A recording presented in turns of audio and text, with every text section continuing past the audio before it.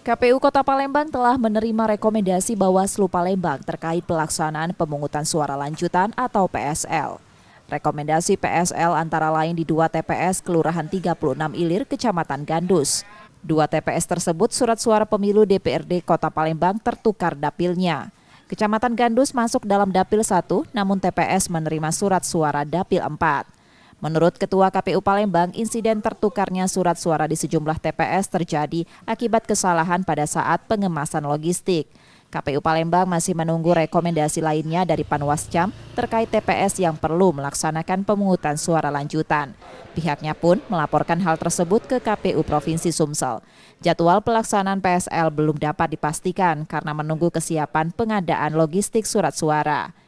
Mungkin secepatnya karena kan untuk PSL sendiri itu kan ada ambang batas waktu kan yang harus ya, kalau memang itu lebih dari 1 ataupun 2 TPS kan kita juga harus menyiapkan surat suara kan, dan ini harus kita laporkan dulu ke tingkat pimpinan lebih atas dari kita, KPU Provinsi, untuk pengadaan surat suara. Ini yang PSL ini semuanya pemasangannya di DPRD kota?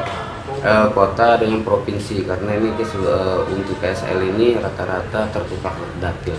Surat suara dari dapil 1 ke dapil 2, dapil yang kemarin di Gandus dapil 1 dengan dapil 4.